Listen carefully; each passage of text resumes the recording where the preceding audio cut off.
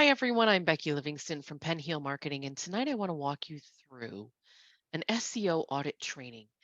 I do a lot of SEO audits with clients, and I think this one could be very fun to walk through with you guys. So I'm going to give this one a go. Here we are, SEO audit training. One of the disclaimers I want to just let you know about is that the examples are real firm names and the URLs are real, but I am changing things for the activities and recommendations. So what I'm showing you is not actually live on their website. I'm just giving those examples so that you can use them for a graphical reference. So when we think about SEO audits, there is a term that's used in search engines called keyword intent. Google switched this out several years ago, probably 5 years ago at this point, and they reference what's called keyword intent. When we think about this outside of the accounting profession, it might be a keyword intent like how to make pizza. How is the intent? So they know that you want recipes versus ordering pizza. Maybe it might be where can I find the best pizza place? And then they know that you're looking for directions. If it's show me the top pizza places near me, they will give you a list of restaurants that are near you. So, keyword intent, there's a couple of different versions of keyword intent. One of them is informational. Those are searches for people who are looking for answers to a specific question. This is where your blog content comes in handy. Sometimes your landing pages come in here, maybe your tip sheets or checklists or things like that.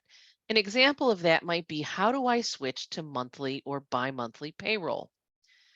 The terms who, what, how, where, why, guide, tutorial, resources, ideas, tips, learn, example, and how to. Those types of phrases are usually in the title of the piece that you're sharing. And what they're good for is to help grow brand awareness, not necessarily for lead generation. They're great for educational purposes, FAQs, and featured snippets, things like that. The next phraseology or term keyword map would be navigational. Those are searches with an intent to find a specific site, page, or physical location. That's my reference back to pizza places near me. In the accounting world, it could be a client portal login, for example. Brand names help with this, login, product names, services, industry names, specific website locations, that kind of information. It's pretty specific.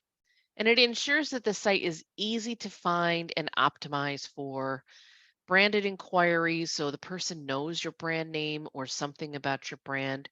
So, for example, if I were looking up a complex brand name, maybe it's several names put together, and the acronym is actually what the URL is. If I can search for the full brand name and still land on your website, that's a navigational opportunity. Next is investigative. They're searchers that are investigating brands or services. They know what their problem is and they're looking for a resource or a service to help them solve that problem. An example might be what is the best small business accounting firm or accounting software? Terms like best, top, review, comparison, products, attributes, those type of terms are the keyword that would be in your title, your URL, and a few other places, which we'll talk about in a minute. And the reason you would use that is to persuade a potential customer about your benefits and services and look at detailed descriptions about your products and or services if you have products and services. And it's really good if you're using it for a pay-per-click budget. Investigative is really good. Then there's transactional. Transactional keyword intent is when searchers intend to buy or complete an action in a purchase. These are lead generation forms. These are checkouts. These are carts in a shopping cart, that kind of thing. So in your example, it might be where can I buy QuickBooks? Or where can I contact a CPA that specializes in XYZ? These are really great when you're doing search ads, any kind of ad placement, magazines, radio, print advertising, conference advertising, etc. You usually use a coupon, a QR code, terms like order now, buy now, learn more, request a quote, free consultation, things like that. And the reason you would use that is in search ads, most of the time when you're looking at transactional, you can use landing pages on your website, which are free. More than likely, you're including a marketing effort that is paid, whether it's social media advertising, search engine advertising, magazine, print, radio, television, conference advertising, something like that, that helps you to get a higher portion of your website into the campaign. So here are some keyword examples. I do have a blog on my website about keyword intent. You can just simply go there, go to the blog and search for keyword intent. I have a whole bunch of information about it. When we think about our SEO audit, writing tips for title and meta description. First of all, what in the world is a title and a meta description? When you look at search engines and you put in a search term, you're going to see results that look similar to this. It's going to have a blue link. That's the link to the website. And then there's going to be about 2 sentences, actually 160 characters, that describe the thing that you've searched for.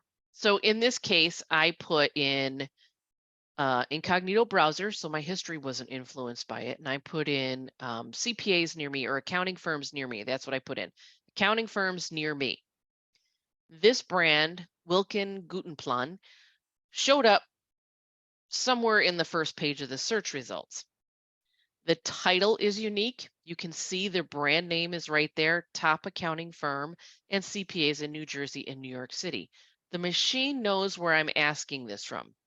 So if I actually had my laptop and I was in California versus New Jersey, it would show me results in California.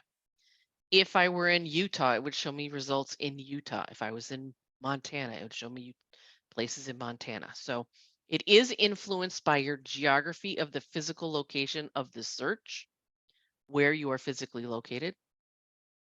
And then it also looks for the term that you are searched for. And I searched for top accounting firms. You can see it. It's in the, let me get my annotation thing here. It is in here, top accounting firm. It is also right here. And one of the things that helps search engines to find the results that you're looking for is the number of words in your search question that match the results that they're going to show you. So in this case, we have it in the title and we also have it in the description. There's a couple of other places I will show you where it also sits. So let me clear that off. So when we think about writing tips for our title, these are the title of our pages, the title of our blogs, the title of our landing pages. Make sure they're unique. Many of the SEO audits that I do, I find duplicate titles across a website. Search engines can't tell the difference between the two things because they don't actually read. They look at code. So if your title is the same on more than one page, the machine doesn't know which one to show. So having a unique title is really important.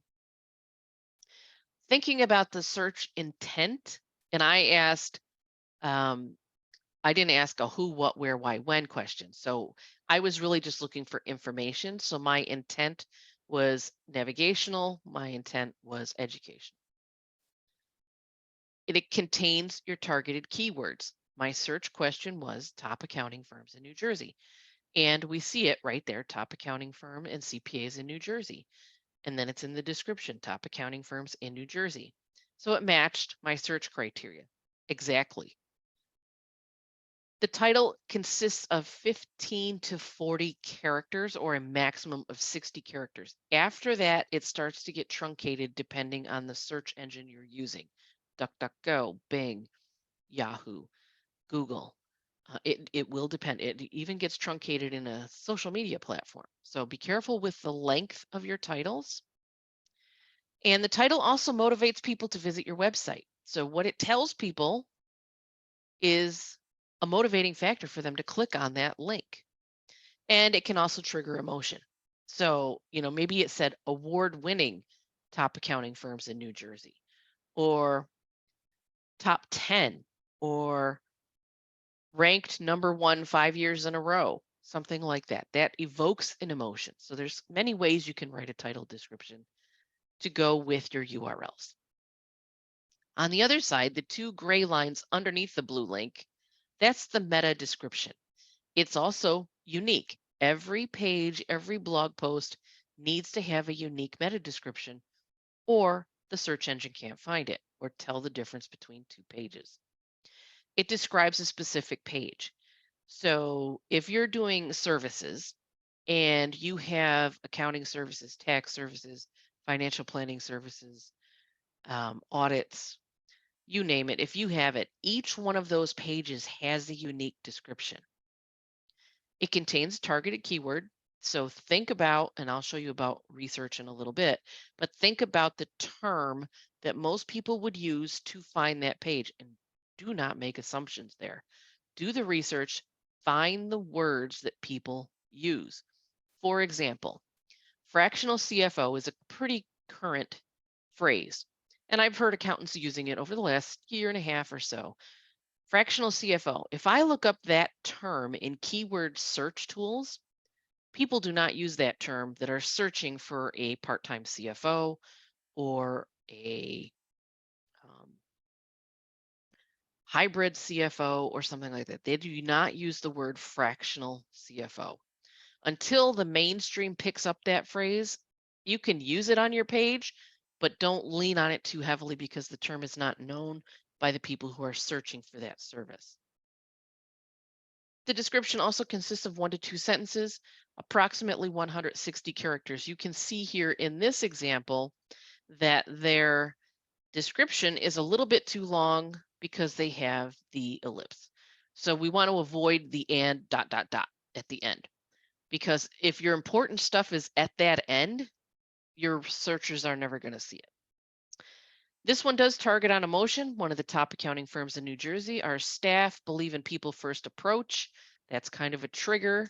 And a steadfast responsibility. Great. Usually they have a call to action. This one is too long. If I were to shorten it, I'd probably take out the brand name at the beginning because that's not your keyword phrase.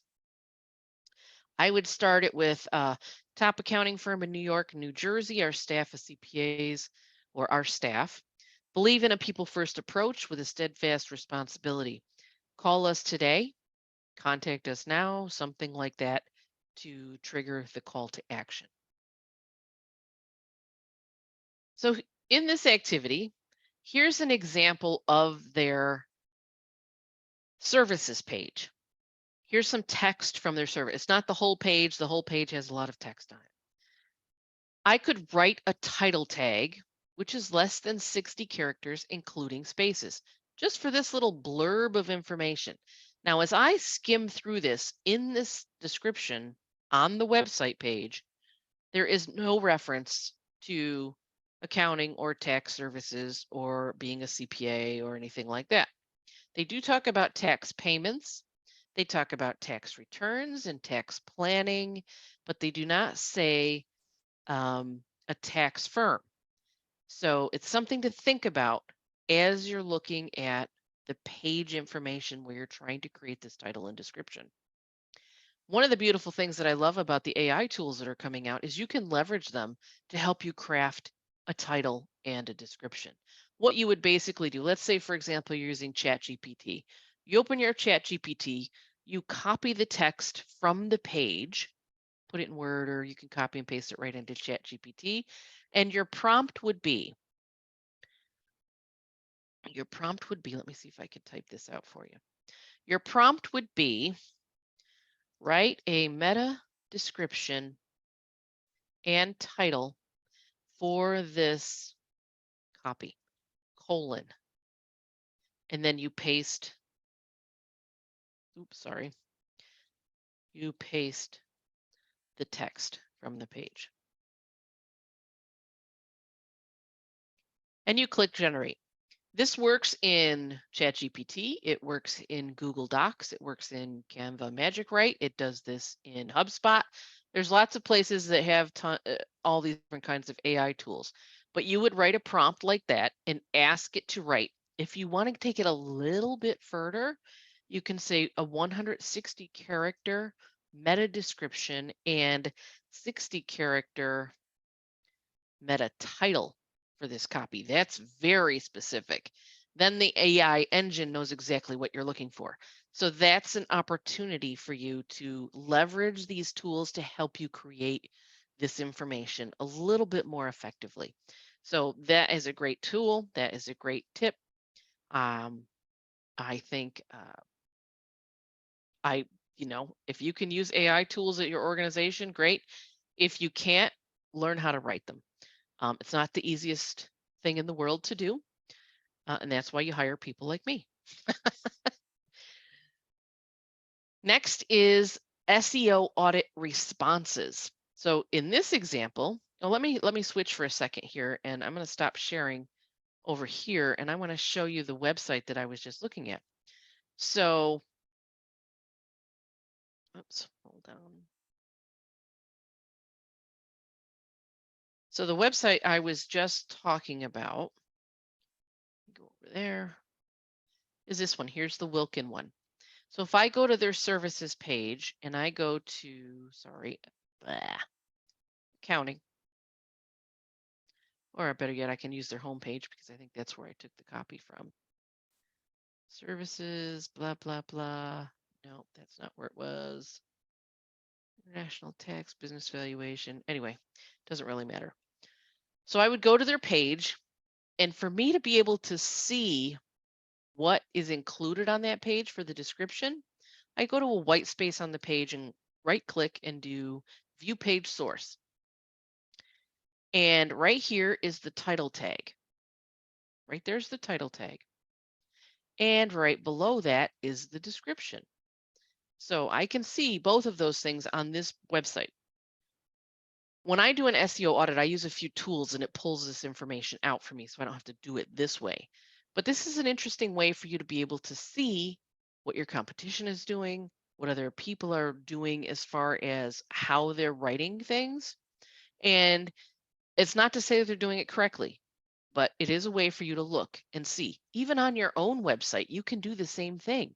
Just go to a white section of a page, right click, view page source, and see if you have a title tag and what's in it, and see if you have a meta description and what's in it. You can do this on your website. Very easy to do, very easy to look at. The next website I'm going to talk about is HW & Co. So with the HW & Co website,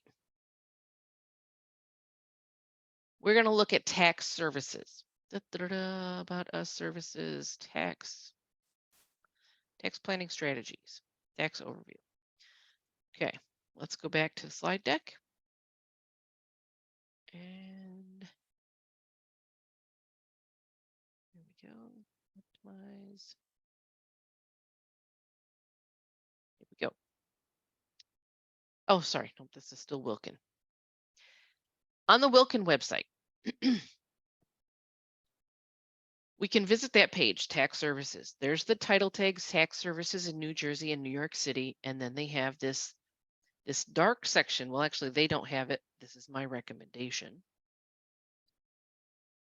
This dark section right here. This little thing is called a bar, and there's their brand name. The challenge they have is they use WGCPAs. If people know your brand by your acronym like KPMG, PwC, that kind of thing, great. If they don't, what you might want to do is incorporate the full brand name and or the acronym. Now their brand name is very long, so they may want to shorten it or they may want to keep it long. But the black part should always be part of the page title. And you do that through what's called a plugin. And it's called a permalink if you're using WordPress. And it will put this little string brand name on every single page, whether it's a blog article, a landing, services page, whatever it will. It's a permalink structure, and WordPress has that built into it. If you don't use WordPress, if you use a different type of tool, Squarespace, Wix, Weebly, one of the other ones, You have to find where that permalink opportunity is in the tools that are available and add that, the bar, the pipe, whatever you want to call it, and your brand name. Then you do not have to type it every time you um, go to do something on your website for your title. Now keep in mind that is part of your 60 characters. So you have to keep that in mind as you're thinking about your title tags. In the description, oops, sorry. In the description, they have, we are deeply skilled tax services professionals, blah, blah, blah, blah. It's actually a little longer than this. I just cut it down a little bit. The keyword phrase is tax services. In their actual description, they do not use the term tax services. You can see the phrase here in the title tag. Now, if they want to be found for tax services, they should use that term in their title as well as in the description. If they want to be found for something else, tax planning, tax strategy, tax something else, then they should change that keyword phrase to the other phrase and incorporate it in the title tag as well as in the description. The keyword phrase is tax services. It's used in the URL, the title tag, and the description. So you have tax services up here at the top as well. So it's right here as well. If you say you want tax planning, that URL would have tax-planning. If you wanted tax strategies, tax-strategies. Maybe you split tax into 3 different little pages instead of one big page of tax services. Totally up to you, depends on what you want to be found for.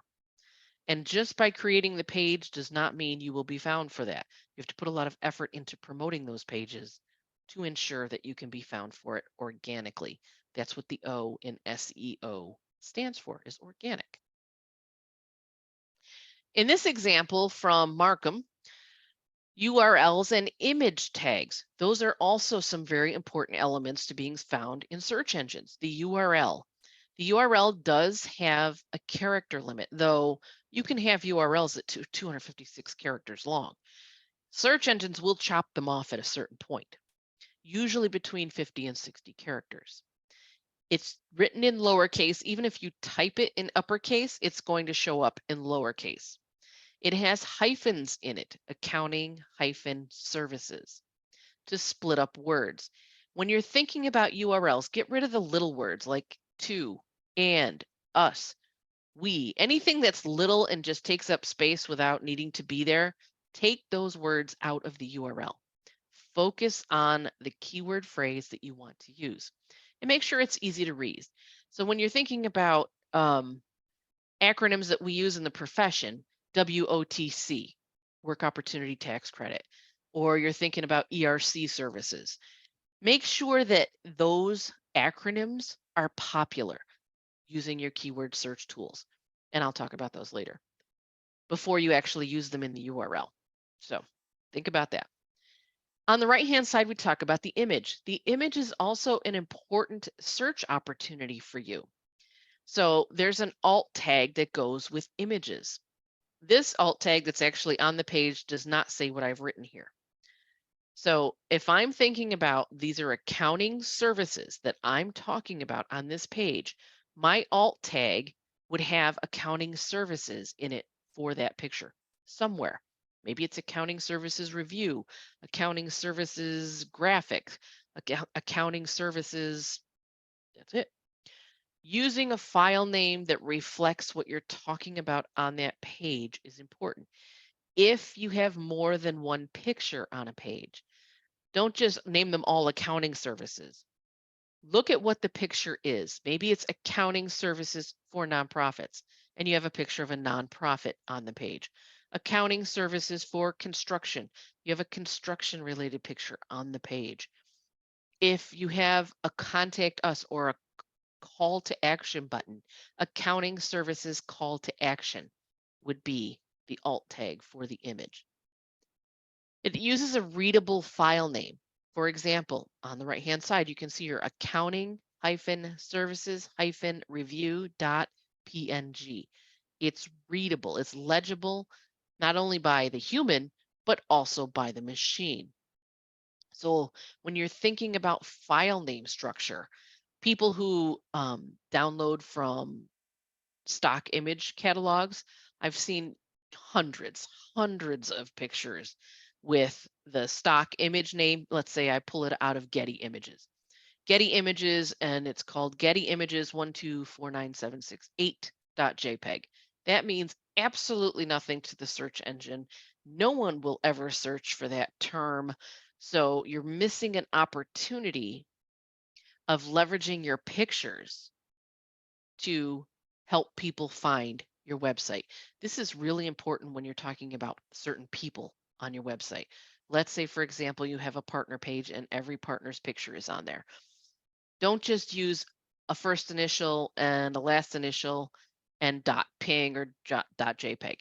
Make sure that you think about the person's name, because that person might not be the only one with that name. I mean, there's 4 Becky Livingstons that have been published. I know of them because I follow my name. But there's probably a dozen of us in the United States alone.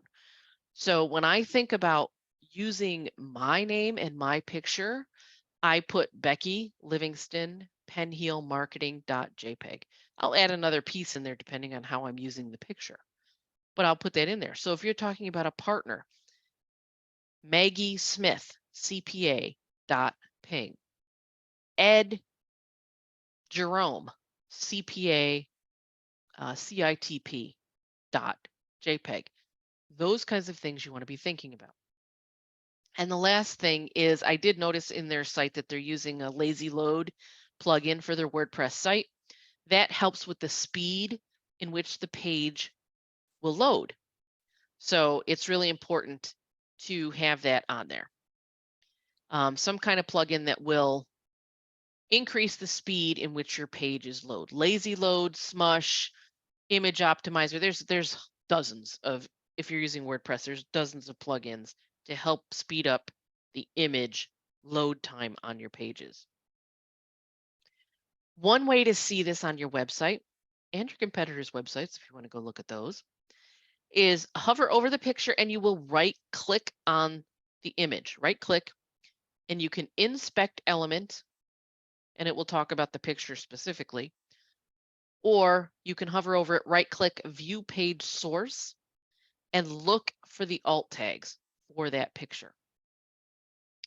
This firm's site on this page did not have any alt tags, so it's an opportunity missed, but it depends on the brand. Maybe they didn't want to have anything highlighted about that image because maybe it's a stock picture and they don't want to drive traffic to their website using stock images. That's just a big tip. The next element, H1 and body tags. H1 are headlines. They're the most prominent headline on a page, in a blog, on a landing page, tip sheets, wherever you're doing. It's the top title. It's called H1. It means heading 1. So you can see here it's unique. Every one of your pages should have a unique H1 tag. It may include, it depends on your brand, but it may include terms or words like how, why, what, etc. That helps with intent. It may include numbers, top 10, 3 examples, 5 strategies. I will say this, that odd numbers perform better than even numbers in search results.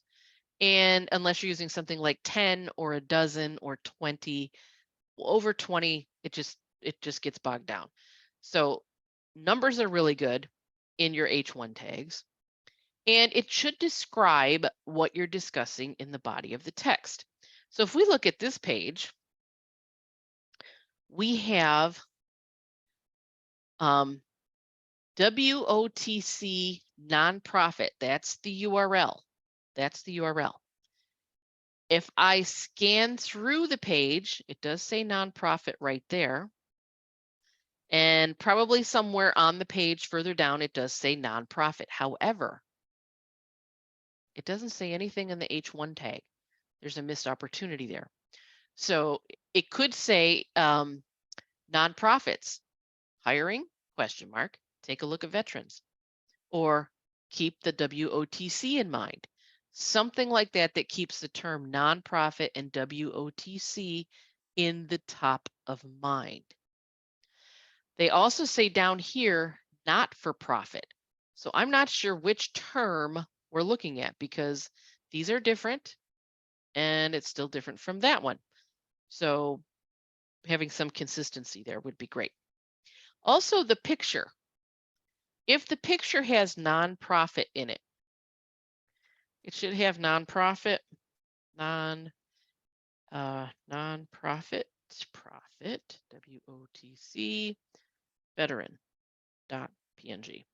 That way you have both the WOTC and nonprofit in your picture. So if someone's searching by images, they would see that, they could click on it and still go to your website. So there's an opportunity there. The image alt tag for this picture is actually veteran WOTC interview. Not bad. We could incorporate nonprofit in there somewhere. Whether you say veteran or WOTC nonprofit interview, keep that in mind. Try to keep it fairly short, but incorporate the keyword in the description, the alt tag for your picture. When we think about the body of the document, we're thinking about the text that's on the page. And it should be long enough to develop the topic, but don't force it. The minimum amount of characters is 300 for a search engine to even scan the page. So don't freak out about that. But if your pages are under 300 words, look and see if there's an opportunity to just expand that a little bit, but don't force it. The targets, one, are the primary keyword. So as you're thinking about the text on your page, all of this information that's sitting in here, all of this in here, is there an opportunity to use the word nonprofit and WOTC? Absolutely. There's absolutely an opportunity there. Does it need to be in every paragraph? No, but at least mention it somewhere in the copy on the page, somewhere on the page. Keywords have high volume and low keyword difficulty scores. So when we think about tax services, for example, during tax season, when we're looking at generally late January through about April 10th or so, it is a high volume keyword phrase. You're going to pay more for it in advertising. It's going to get you more traffic on your website, but everybody uses the same phrase. So there's a lot of competition. Other times of the year, maybe not so much. So maybe you start talking about tax planning, tax services, tax tips in Q4 before crazy tax season starts. Or if you work with businesses only, you can talk about them all year round. They're less expensive outside of tax season, so do all of your advertising outside of the end of January through the middle of March, beginning of April. The body, sometimes you want to target 5 to 10 additional keywords. Now, what does that mean? So as I look at WOTC, work opportunity tax credit, you spell it out at least once. Nonprofit, you spell it out at least once. Veterans, you use it at least once. So as you're thinking about the copy on your page, are there opportunities for you to incorporate supportive words for your main thought and topic that you're working on? If it's really long, add a table of contents at the top. That's simply just having a bullet list and links to sections of a page. A lot of people now are doing very long, scannable, and scrollable pages. So adding some kind of table of contents to the top is very helpful. Leverage your keywords in those bullet points as well.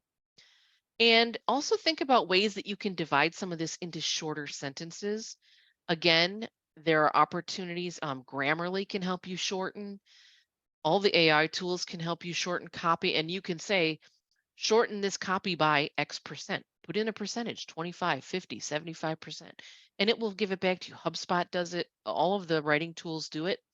So you can divide things into shorter sentences to make your pages much more palatable for your visitors. In this activity, we looked at WOTC, and I wondered, is it a term that people would search for? So I said, I'm going to have to do the research and find out because I wasn't sure. And I always like to know for sure before I ask or suggest to someone, here's the keyword you should be using. So if we look at our H1 activity, how would you have changed this title to make it an intent keyword heading? So if we head back to our intent page, we have this. Is it informational? Probably. Is it navigational? Not likely. Is it investigative? Possibly, but it's really more informational, using terms like how, what, who, where, why, tutorial resources, ideas, tips, and things like that. So as we look at this, if you're hiring, take a look at veterans. Okay, it's okay. I probably would have made that a different size heading, maybe a heading 2, and started out with something more WOTC nonprofit related. Something like how nonprofits can leverage WOTC in their hiring practices. So then I've got the how, which is my intent, nonprofit, WOTC, and hiring practices. There you go. I'd probably change it a little bit that way. You can also leverage a lot of AI tools to help you write titles. So just throwing that out there. And you don't have to use just AI. There's title generators, hundreds of them. Just go ahead and throw them in there if you're not a great headline writer. Some other things to consider. The URL title, does it include a keyword? In their case, yes. Is there an alt tag on the image? In their case, yes. Does the H1 support the keyword phrase? In their case, no. How long is it? Is it less than 300 words, the whole body of this piece? And it's actually longer than 300 words. And it's under 2,000, so it's a nice sweet spot in there. I think it's about 500 something. Is there a call to action on the page? There is on their page. So they're doing almost everything correctly. Just tweaking a little bit on that one to help them increase some opportunity and some eyeballs on that piece of content. So how do you find these keywords? WordStream has a free keyword tool. I do have blogs about keyword tools. You can also just Google or search for free keyword tools and you'll get a whole list of them. There's dozens of them. Google has it, SEMrush has it, or SEMrush. WordStream has it. Ahrefs has it. There's many different kinds of tools out there. So in this case, I went to WordStream, keywords, and I put in the rest of that URL. You can see it there. SEO pages, in content, text link, FKT. So enter into the search box, work opportunity tax credit when you get to WordStream. Choose your industry, enter the state or country, because it could vary dramatically from state to state, even city to city, depending on the state you're in. Click continue. Look at the list, paying attention to monthly searches and competition columns. I've got them both highlighted here. And then download the list for future content development, headings, alt tags, etc. So I put in WOTC. On average, where their geography is, they have 14,800 monthly searches for that acronym. If I were to be paying for the use of that word, it would range between 91 cents and $2. So if I'm thinking about search advertising, my budget should be around, $1 to $2 per click. And it has low competition. Because there is low competition, I would leverage that in my social media, in my email marketing, on my website, in any kind of print or online material. If I'm doing videos, the title of the video, etc., because there's little competition for that term. If it's spelled out, work opportunity tax credit, the search results go down a lot, 8,100, but the price for bid also starts at about 20 cents to $2. So there's an opportunity if you were doing advertising, you could create search ads with one ad with WOTC in it, one ad with it spelled out, and you have low competition there, but a high search volume in this geography, and it doesn't cost that much per click. So great opportunity there. And then you can see some other ones, WOTC tax credit, which is actually work opportunity tax credit, tax credit. So I don't know if you'd want to use that one. It's available. It's more expensive. Not many people search for it that way, but there's low competition. So you can see just from this result, different kinds of things and phrases that you could use in your page, links over to things like Form 8850. I'd link over to the IRS for that. The WOTC form, if I said it someplace else, I'd link back over to the IRS website for that. I'd use the WOTC as a keyword in my URL, in my headline, in my alt tag, etc. And I'd use the whole phrase work opportunity tax credit in my body copy at least once. So WordStream's a great free keyword tool, allow you to do that. You are restricted to the number of times you can use it in a day before it'll lock you out in the free version. So just saying. Great opportunity there. SEO writing tips for H2 and more. These are your subheadings on your pages. We can see on this page, they actually use WOTC there. Here's their call to action. Okay, great. Qualified hires, but they did spell out the whole thing here. Here's the acronym. They use the acronym over and over and over again. It's down here as well. There are no links to anything on this page, however. They could link to either themselves or they could link to other people. Here's an opportunity to link. There's an opportunity to link. So there are some options there. Here's another one down here, Form 5884. They could have linked to those as well to help increase backlinking opportunities.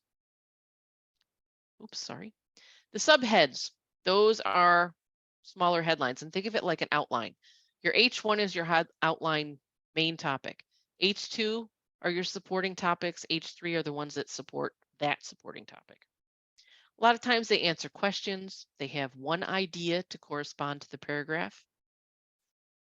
Oftentimes they contain lists, numbered or ordered. They might have quotes in them, highlighting a key idea or a statistic or something important that someone might have said. You can use some formatting in there, bolding, italics, etc. And you could also offer interlinking to related articles on your website, which is what I was just talking about. And at the bottom, you could do a topic cluster. A lot of times on my blog pages, particularly, at the bottom, I say you might also like, and I usually add 2 to 3, sometimes 4 other articles that someone might be interested in related to that topic. That way they move around the site a lot more, which also is important for search rankings. So what would you change on this site? A lot of things. When you're looking at your own website, same things you want to think about as we talked about here.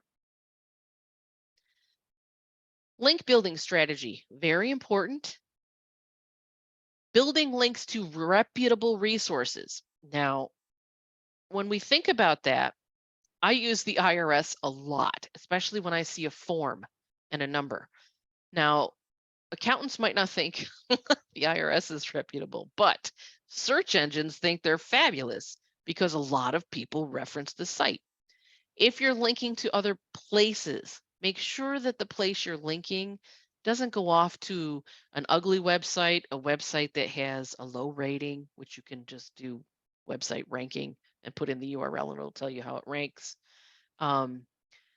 Check your links throughout the year to make sure nothing's breaking, and you can see that through your analytics with a 404 error, that kind of thing. But this chart here talks about effective link building strategies and what is the most effective to least effective. Guest posts, great. If your staff are pushing any kind of publications. Maybe they write a piece for the state society. Maybe they write a piece for an association or an organization that they support. That is the best way to increase link eyeballs to your website. So usually what happens is you say something in social media, our partner XYZ wrote this article in the State Society about, and fill in the blank. You put a blurb about that on your website and you link over to the full article. If the other website is doing their job, they will link back to you because they're going to link probably the partner's name or at least the firm that wrote the article. That's a back and forth strategy. It's a great way to build guest posts. Another opportunity is to use article posting opportunities in social media. LinkedIn has an article posting opportunity. So companies or brands can't use it, but people within a company can use it. So if you're thinking about thought leadership and building that partner or senior manager's portfolio, you can post articles under that person's name and link back to your company. And it's a guest post. It shows up in LinkedIn. It could be, you could do it if you haven't used Harrow, which is Help a Reporter Out. They have newsletters that go out every morning and evening. I don't know if they have it at lunchtime. Morning and evening, asking for people to provide insight into a variety of topics. I use the finance one, I use the marketing one, and technology one, just so I can see if there's any opportunities. And occasionally I'll ask my clients to write an answer to one of the reporter's questions. We submit it, hopefully it gets picked up, and off we go. Here's some other opportunities for building links. Linked list pages. For example, you have a blog article that highlights 4 or 5 sub articles that support it. That's a link list page. Local citations, business directories. Yep, those are good. They haven't gone out of style yet. If you're using something like Google My Business or Bing Business, those are free and you can post to them like a social media post and it will link back to your website. So easy peasy there. Social media, it's kind of in the middle of the list still. Press releases, content submissions, forums, blogs, mentions, all that kind of stuff. So you can see the heavy hitters are up at the top. And then as you're moving down the list, they have less influence on driving traffic to your website.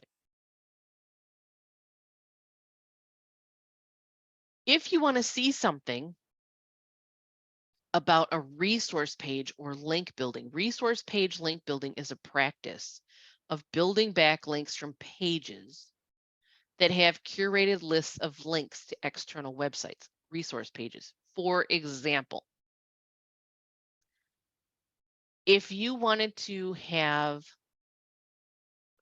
an employee benefit plan audit blog article, you could do this practice up at the top where it says EBP audit in URL : resources. And what the search results will show you resources that are available for you to put in your list. So in this case, we did taxes in URL resources. Here's the IRS. They already have stuff. You could add links to that in your content to help drive people over to these resources. Here's one down here for New Jersey. Property tax information, New Jersey. Oops. Here we are. New Jersey Department of Community Affairs.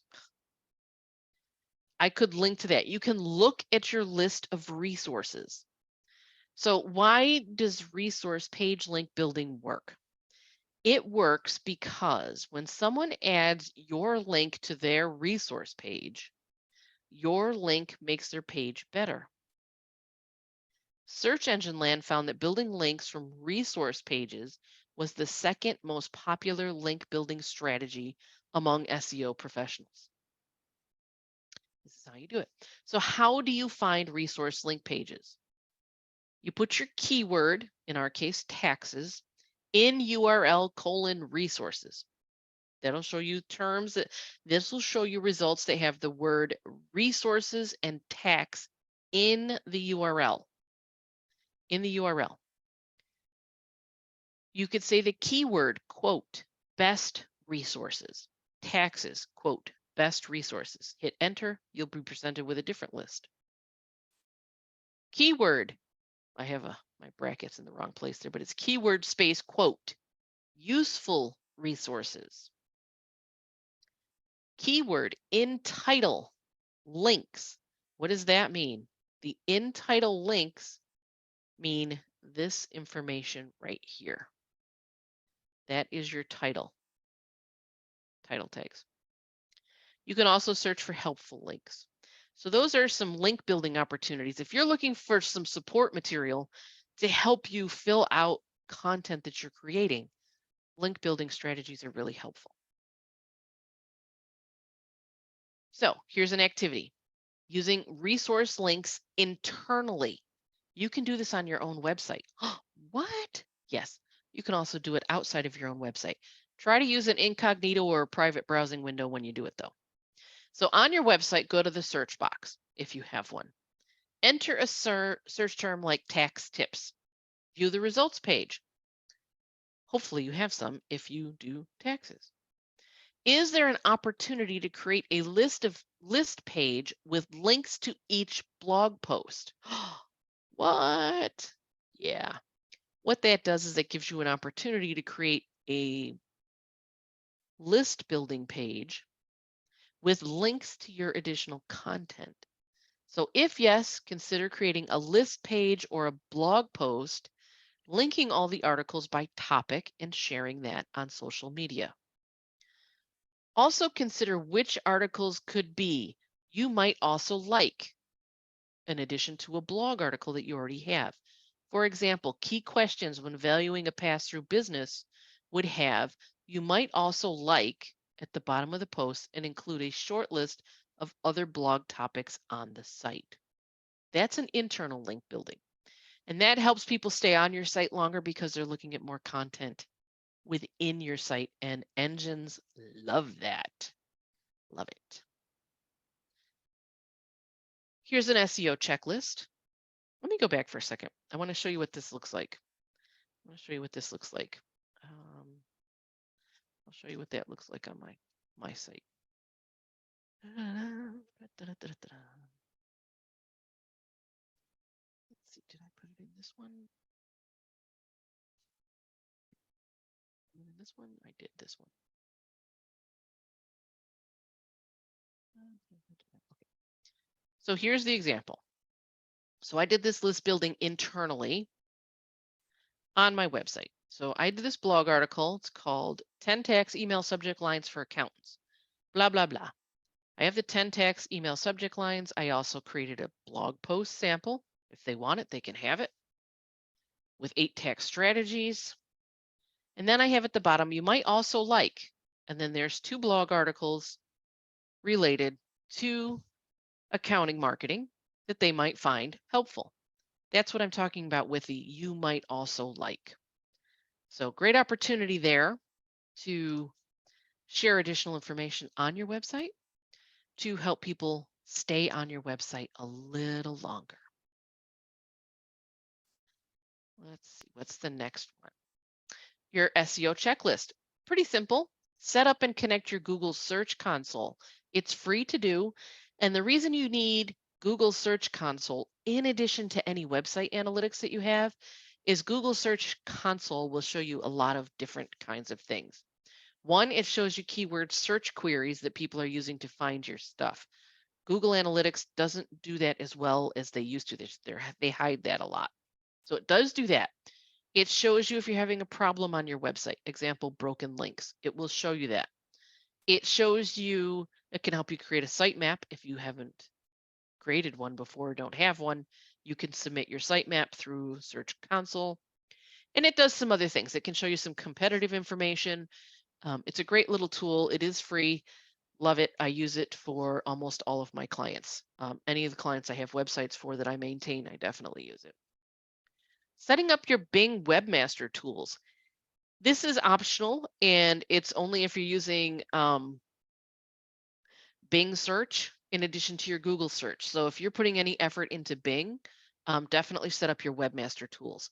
That's very similar to your Google search console. So it tells you information that your analytics might not be providing. If you haven't done it already, and boy, I hope you sure have, the Google Analytics GA4 reporting, um, we're just about 2 months in now for the GA4 analytics.